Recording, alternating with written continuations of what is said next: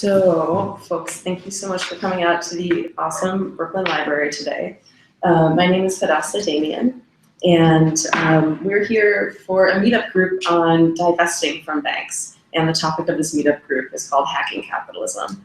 And I decided to start calling these groups Hacking Capitalism because I work in technology, right? And I feel very connected to hackers. But what I like about hacking is that it's just like a way around a system or a way around an impediment, right? And I think about capitalism as like a whole interlocking system of impediments, right? It's sort of put together to feel like, oh, I can't get through this, or there's too much going on, or it's like, it's really set up to make us feel like we're having individual failures, when actually what's going on is it's a whole structure that is predicated on like a lot of people experiencing all these individual failures. So this is, this whole set is called Hacking Capitalism. And the idea here is just to motivate us to start to work on our money, work on our finances, but from like an ethical or anti-capitalist perspective, because that's what I bring into the room. I also do anti-capitalist, like personal finance classes, small business classes, and other things like that. And I always teach from intersectional and feminist perspective. So I bring that into the space as well. So we're gonna just really, really dive into talking about divesting from banks that we don't feel good about. Everyone has a handout, so you don't have to follow along as we go, but this will go home with you, and I'll email you a link to it as well. So you're welcome to pay attention, take notes, learn however it makes sense to you. So the question on the table is, to me, to start, what is divesting, right? In a way, it's kind of like the opposite of investing. Divesting is pulling your money out, right? Like anytime we buy something, and anytime we put our money into a bank, whether it's like in our checking account, our savings account, or like in our investments, in our 401ks or retirement accounts, we're loaning that bank money, right? Or if you buy a bond, you're like loaning that country or that municipality money. So there's a way that you're saying like, hey, cool, take my money, do whatever you gotta do, right? So you can then logically follow from there. If you're like, bank that I've given my money to, municipality that I've given my money to, I don't really like what you're doing, I'm not in agreement with it, like it might not feel actually that good to put your money on loan to that organization. So the idea with divesting, right, is you take your money out and you put it with an organization who you feel does something that's more in line with what you're doing, right? And a lot of people were talking about this when like the Dakota Access Pipeline protests that were like led by the amazing First Nations folks that were doing that were big, right? Because then it really became revealed like what banks are funding this. And we started having more conversations, right? Like what banks are funding what kind of ecological disaster. Oh my God, Chase, Citibank, Capital One, Bank of America, right? Like we don't necessarily need to be reminded that these banks, don't have individual human or ecological best interests in mind, but sometimes we need to have it like put in our faces, right? For like the impact to be there. So the whole idea is with money, right? With our money in capitalism, we don't have total choice, right? Because we're like stuck in this system that like doesn't have individuals' best interests in mind. But we do have some choices, right? Like any time that we have a choice, we have ethics. Without ethics, no choice can flow through, as the poet Marge Piercy says. So with banking, we can make some choices. Large banks that fund things like the Dakota Access Pipeline, or community banks or credit unions that keep the money in the community.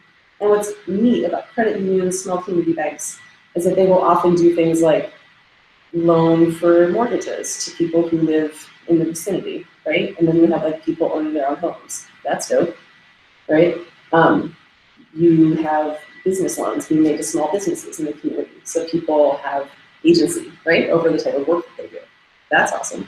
And so when we're giving our money to these smaller banks, we're actually saying like, yeah, go do work in the community that you're in, right? And there's like tons of instances, right, when like systems are broken down to smaller local levels, that there's an opportunity for like way more ethical behavior, right? Because it's like neighbor to neighbor. It's not like corporate behemoth to number, right? So the steps to go through to move your money are, here's a little sheet, we're going to talk about them. But the very, very first step is, one of the hardest. It's identify the bank you want to move your money to, right? That's not easy because there's a lot of options, right? So I'm going to pop up 2 sites that I think are actually really neat that, that some folks sent to me. So first there is this one, which is called Break Up With Your Mega Bank. And it's put together by this organization called Green America. And they do some interesting stuff around sort of like green credit, some like green investing, and we'll talk about a little bit of like purple investing in a few. But it's just a straight up database, right? So somebody shoot out a zip code for me. Cool. The zip code goes to my heart. Boop, boop, boop. Dang, New York. Well, that is some interactive web graphics we all just experienced together. But that says to me, like, we've got a lot of awesome options around here. It looks like I could also have broken this down into categories, right? If I wanted a credit union versus a bank, right? If a credit union was important to me for some reason, or if I was looking for like a more ethical small business community loan fund, right? So Break Up With Your Mega Bank has that here. And it looks like also a list of some credit cards. So if I wanted a small bank institution that also did credit card loaning, right? Because the same thing, right? When we have credit cards with banks, well, we're not loaning them our money, they've loaned us their money, but at a cost. Right? So let's just see what a listing with Break Up With Your Mega Bank looks like.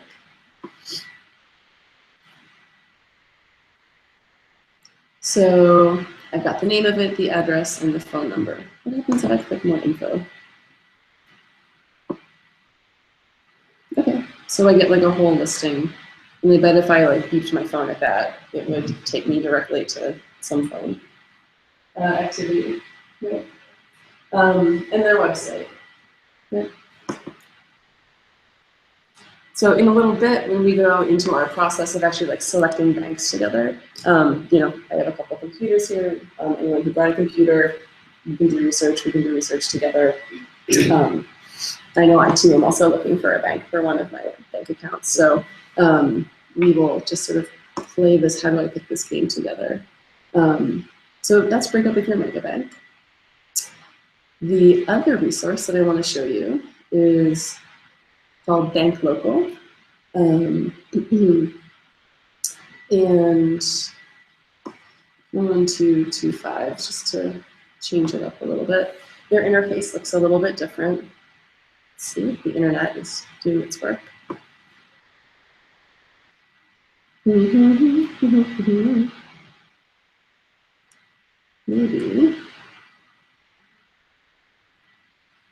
Yeah.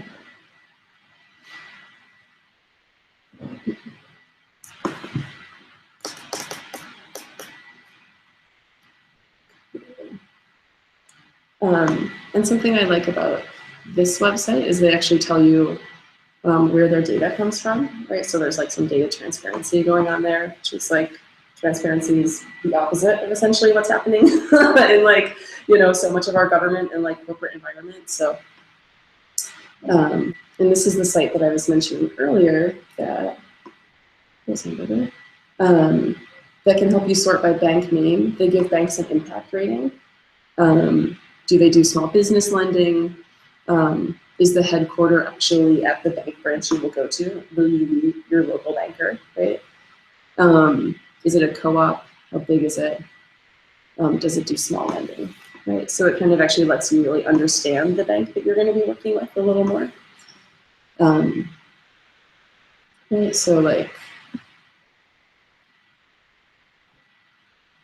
I click this, it tells me a little more about where the bank is. So if I wanted a bank near my neighborhood, or near my apartment, I could select that.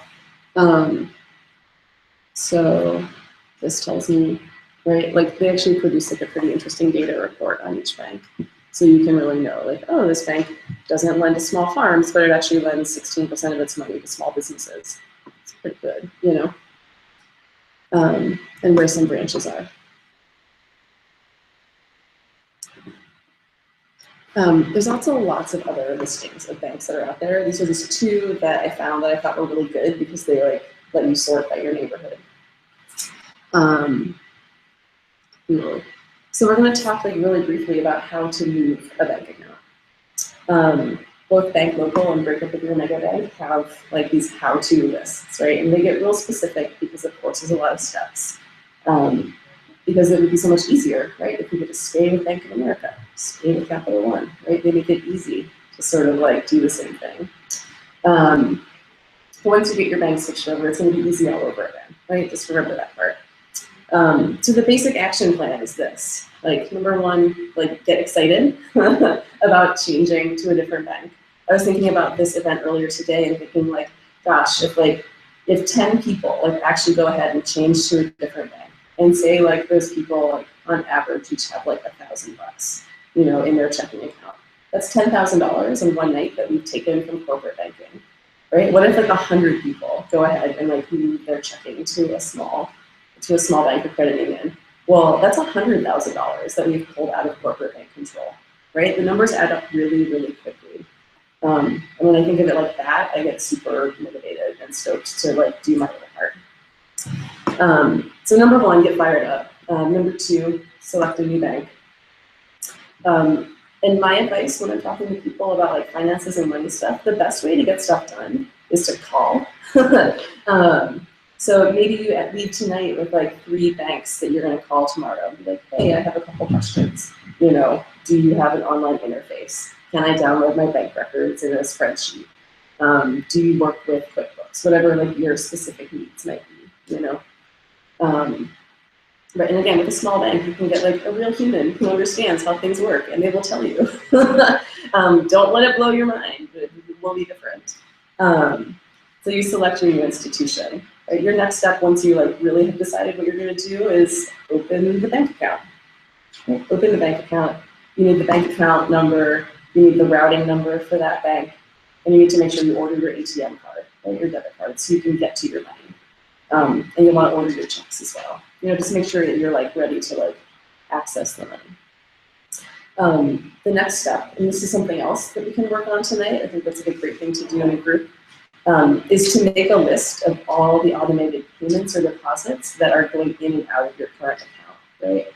And so that's things like, does your PayPal go in and out of there, your Vimeo, do you have direct deposit, you know, are you paying your like Dropbox and Netflix, and you know, are your like, subscriptions in there? What do you need to actually move to the new bank account, or to like, you know, some other payment method that you have in place? So sort of making that list so you know what's going on, right? Your cell phone bill, all this stuff. Step 5, then you're going to go ahead and change all these things, right? You've got your list. I've got to change whatever, my cell phone, my electric, my direct deposit, and then you do it, right? Cross it off. The way I always get really boring things like that done is I will schedule little like 20-minute windows with myself like a couple times over a couple weeks, right? Because it's not like my idea of a good time to sit down and like change all my banking information, nor is it most people's, right? But again, like once it's done, I'm telling you, I did it with like one of my other accounts 2 weeks ago. It's an elation feeling. Like, I'm done. I did the most boring thing possible, and I'm actually feeling like pretty good about it. Right. So after that, you're going to give it a little time. Maybe put a reminder in your calendar. You know, somewhere between like 2 weeks and a month is right. Why? You want to make sure that your direct deposit actually changes. You want to make sure that like your utility bills actually change, right? You don't want to like bounce a check. To me, it's actually really important that we like don't hurt our credit, right, in the service of like divesting from big banks, because the point is to like do disservices to them, not to ourselves, right? So you give it a little time, just make sure that everything's like, you know, your ducks are all in a row. And then that's it. You're like, great, everything's cleared. You close the old account, right? And then bonus points if you want to like call the old bank and say like, I need to let you know why I'm closing this account, because me and like 10,000 strangers are pulling millions of dollars out of your funds. Imagine how good that phone call would feel, right? And it would be true. Like, that's why that phone call would feel good. Because people are doing this, like, all over the country. People started in November, and it's just building and building and building, right? And as the current administration, or as the incoming administration, right, like, does, like, whatever they're going to do, like, people are going to divest more and more. So you're, you are involved in something. I want to pause there and see if there's any questions.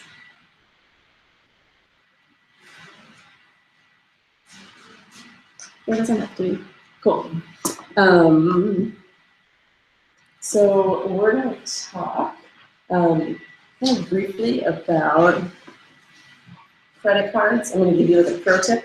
And we're going to talk a little bit about sustainable and ethical investing, because that's something I heard people say they were interested in when they signed up for this. So here's my pro tip, right? If you have a credit card with a banking company that you don't politically agree with, it's totally okay to stop giving them money, right? Like you could open a different credit card, whether it's going to be with like the new bank that you decide to go to, or like some other bank, right? That's up to you. There are options, right? And I've put in your sheet, Green America has like a list of credit companies that are less than completely heinous. But here's my pro tip: don't close a credit account, and I'm going to tell you why. It's because our credit scores are made up of a bunch of different things. One of them is how long, like how many years, have you had credit available to you. And your credit report is on the 7-year timeline. So if you say that you've had your like longest credit card for 7 years, 10 years, whatever, and it's Chase, and you're like, that's it, Chase, we're breaking up. And your next longest credit card is whatever, your local bank, you feel fine about it for 5 years. If you close the Chase account, you're actually going to get like a serious ding on your credit, because now you won't actually have 7 whole years of credit available to you. So again, it's like file under like, don't make it impossible or harder for you to like get a lease on an apartment than it already is in New York, right? Or like get a car loan or whatever it is you need. You can just stop using the account, right? You don't have to close it. You can pay it off, right? And I know some of you are like, LOL, yeah, but you can eventually and will, right? Pay it off or declare bankruptcy, whatever. That's up to you. But the other sort of like advanced level credit pro tip, I love telling people this, is like borrow their money and give them nothing, right? If you pay off your credit cards each month, you don't pay interest. You aren't charged interest until after 30 days of something being on a credit account. So if you use your credit cards and pay things off in 30 days, you've in fact taken Chase's money or whatever credit, thank you very much, Bank of America, paid them off, thanks for the loan, here's absolutely nothing. And you're going to get like a boost on your credit report because you're going to be demonstrating responsible credit use. Right, so there are 2 pro tips on credit cards and a word of warning. Question? So I'm specifically interested in figuring out your credit card. Okay? Yeah. And it's always been my plan to just pay it up immediately. Mm-hmm. So for something like where you get bonus miles or something like that, might it be advantageous to use their money and pay it back immediately, or is that just not true? Yeah, so why not? I mean, it's like, to me, the idea is like, and like, again, like, everybody's ethics are different, right? And I think that like, again, like we're in capitalism, we're in this like big jumbled game. You're like, okay, how can I play the game? Right? You've got a game, I've got a game, right? I mean, and again, with credit cards, like the sort of hustle with the companies is always that you won't pay, right? But if you pay, if you stay on top of it, which can be hard, but once you get there, you can stay on top of it, right? It's like you're hustling back. Yeah. Yeah. Other questions before we kind of keep it rolling? Cool. So sustainable and ethical investing. I could talk about this topic all day because I'm like both horrified and fascinated with market capitalism. It's like, what's going on in there? But my basic thought is this, like, I would like to retire someday. Many of you would like to retire someday. Whether it is, you know, like right or wrong or good or bad, and it's honestly probably not that good. But right now in the US, retirement is sort of like indexed to having an investment fund called an IRA, individual retirement account, of which there's many different types. We won't get into all the types right now. Often employers provide them, self-employed people can have their own, anyone can sort of put money into an IRA. You know, this is like, you know, like there was a recent article that came out that one of the, I'm forgetting his name, but one of the folks who, one of the white men who came up with the idea of like people using individual investing for their retirement, talked about regretting it, right? He was like, oh, I didn't really think that companies would kill their pensions also.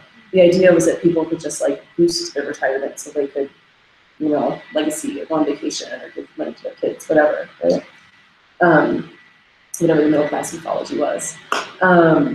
You know, but you know, as a result, a lot of companies, like it went from like 36% of like large companies offering pensions like down into like the high teens, right? So that's not good.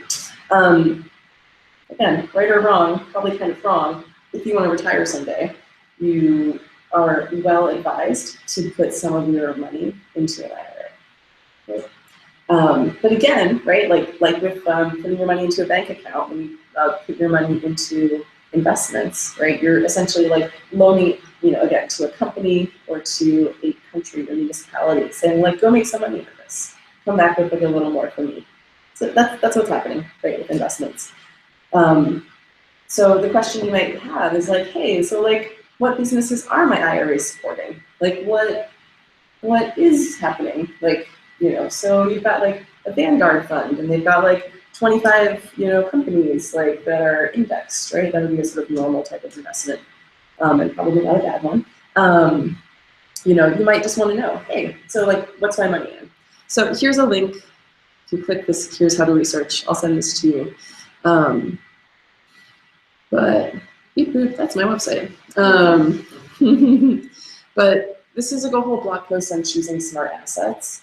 And basically it breaks down for you how to use this website called Morningstar, which is like essentially what I call the research librarian of investment websites. It's like an independent research website. It's what all of the big investment sort of researchers use. It's not like some, like it doesn't have a political agenda, probably.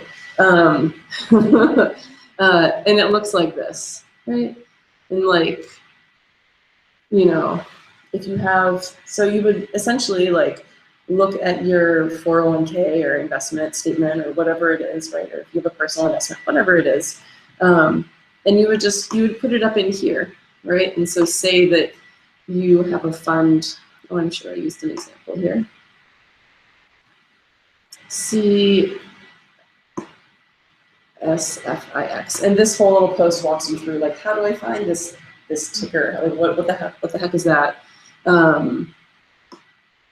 It's just sort of like 5 digits or 5 letters that that describe the name of your investment fund. And like, there's a little page for every single mutual fund, ETF, stock, right? Like there's this page that just like does research, deep research on all of these. And so say you're like, okay, like I just want to know what companies are in here. You just go on over to portfolio, right? Like what's in the portfolio of this fund? You click on it, you scroll on down, you keep scrolling. World regions, right? This starts telling you like what is in there.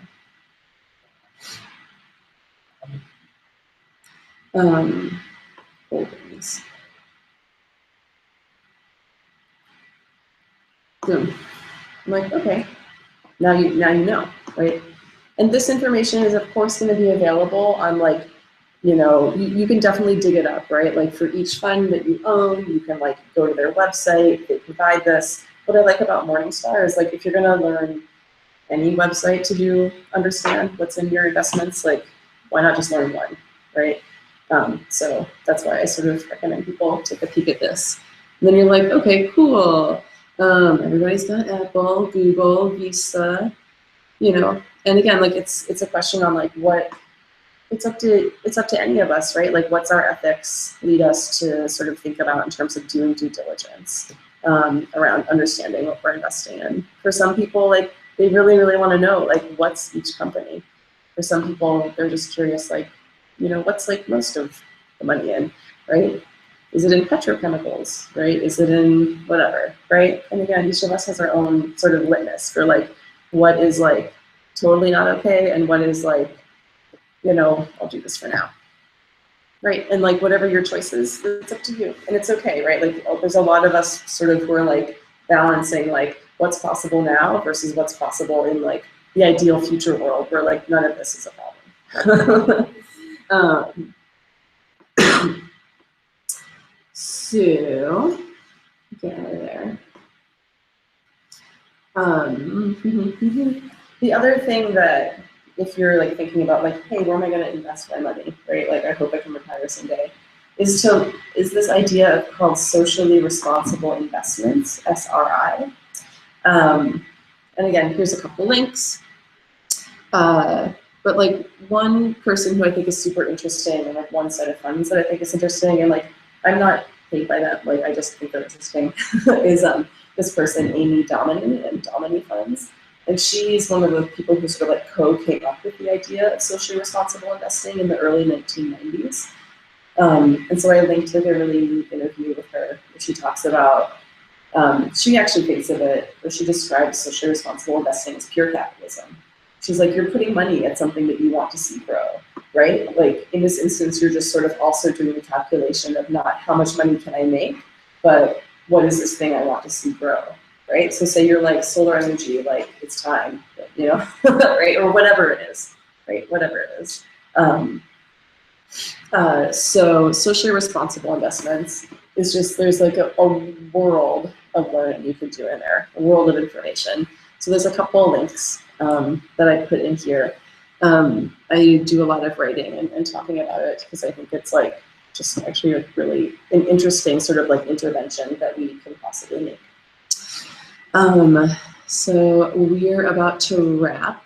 I've got two more resource sources for you. The Cooperative Economics Association of New York City sent me a like SoundCloud recording they did on how you can move money into control of low-income communities. So that's super interesting. If you like want to know more, there's that. And I've got a whole series on hacking capitalism. So whether it's like hacking debt, like hacking budgeting, in 2 months I'm going to have a workshop on like hacking our taxes and write-offs, right? Because what do we know? People who own big companies or certain people who are about to be inaugurated who have 500 LLCs are writing off a lot of things on their taxes. So, and it's legal, it's perfectly legal. And it's legal for us, right? If you make any money that doesn't come in a W-2 and you claim it, it's a business and you're a business person and you can write things off on your taxes. And if they can do it, you can do it. So that's gonna be what we're talking about in March. We're about to wrap here so we can actually like get to work and do some like learning and getting stuff going together. But I just wanna see if anybody has any questions before we call it. I have a question about, because so the work that I just left, we had, I had forum or some adults and everything like that. And I remember signing up for it, I had no idea what the hell, I just like filling out paper. Okay, and we had a conversation there. It was an awesome nonprofit, so we had a lot of conversations about finding ethical, like social responsible things to invest in. I don't know where that, like where that ended. So how do we find out where our money actually is? Like where do we find that? Totally. So like if you have an investment like a 401k, you should be getting like at least like a biannual, probably a quarterly, and like maybe a monthly statement, either via email or in the mail. Okay. And so when you look at that, it'll tell you like the total, like here's what's in here, here's how much you gained or lost this quarter. And if you usually go to the second or third page, there's actually like a list of like exactly what your money is invested in. And it'll say something like, you know, Calvert Social Equity Index Fund, and then it'll have some little like 5 characters after it, right? Like CSX, whatever, right? Or so it'll actually tell you exactly what the name of the like mutual fund or ETF or stock that you're invested in is. And so then it's kind of like, then you go ahead and do that due diligence, right? Where you're like, cool, what the heck's in the Calvert Social Equity Index Fund, right? And you can look it up on Calvert's website and Morningstar, wherever. Yeah. Cool. Let's get to work.